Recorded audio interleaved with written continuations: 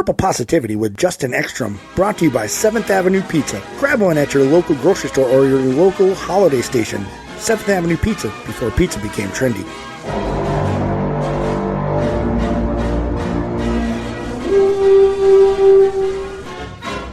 That's right, ladies and gentlemen. I'm your host, Justin Ekstrom. Welcome in to the Purple Positivity Podcast. And what more do we need to talk about that could make us more positive than our Vikings being 5-0, 5-0? I didn't expect it. There's no way. I mean, you can raise your hand if you thought the Vikings were going to be 5-0. Other than Nick Swartz, and I know that's like his bit, that's milieu, whatever it is. 5-0. I thought 3-2 at best, 2-3 more likely. To be honest with you, that's 100% honesty. And I told you guys last week, I was scared, absolutely scared of the Jets defense. And they showed why they are formidable. They're a formidable opponent because that defense kept them in that ball game.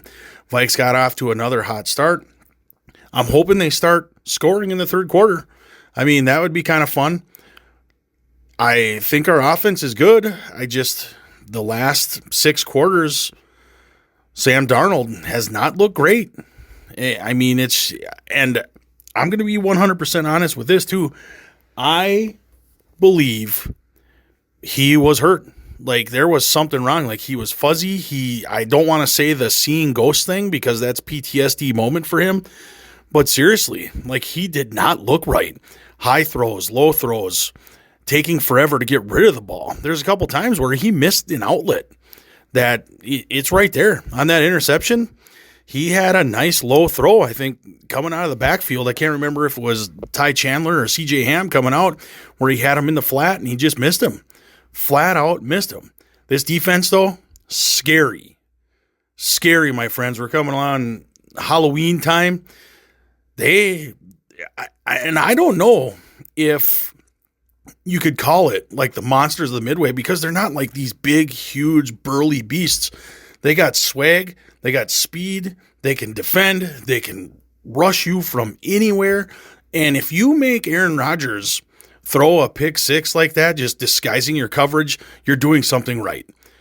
AVG, man, Van Ginkel makes me tinkle. Oh, man, I love that guy so much. His family's so cute and stuff, too. They're just so happy to be here.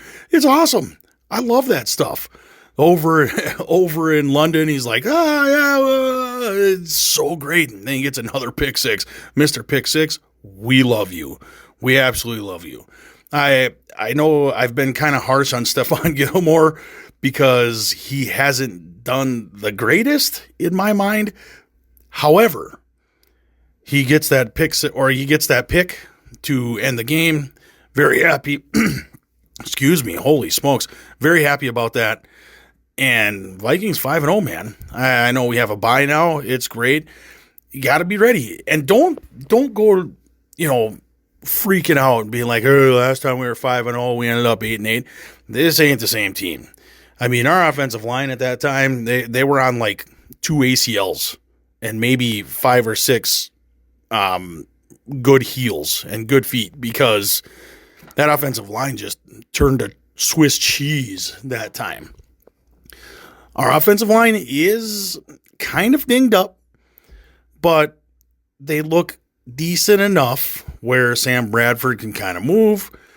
And why did I say Sam Bradford? Oh, my God. Sam Darnold, where Darnold can kind of move and do his thing. But see, maybe I'm concussed. Maybe I'm the one that took the lick because I said Bradford. That's a blast from the past, too. But, I mean, the Sam Bradford team, they're 5-0. Had a bye, ended 8-8. Just wasn't right, man. Something didn't happen right. This year's different. This defense, scary. I do like how everyone's like, oh, DVOA back then, back in when the Vikings were 13-3, but it's terrible. Now that it's actually good, they're like, well, but no.